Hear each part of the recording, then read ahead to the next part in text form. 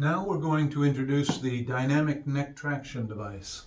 In an ideal situation, in order to do appropriate spinal rehabilitation, it is very, very valuable to do cyclical loading, which is traction that is going through reciprocal motion to continue to work all the soft tissues around the joints, as well as create a negative pressure to cause a sucking in of the fluid back into the disc.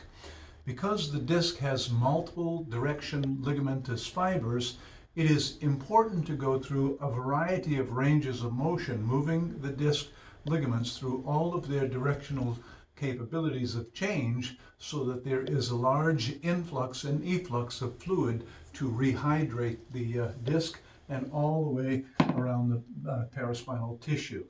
This must be done in such a way as to control the apex of the cervical curve. If we would imagine the apex of the cervical curve and the upper vector in relationship to the lower vector, the upper vector functions around arcs of motion around the pivotal point in the neck. This is exactly what I'm talking about. So we would want to have the upper and lower pivot points vectors function around the ideal pivot point, the apex of the cervical lordosis. That's what the traction device does.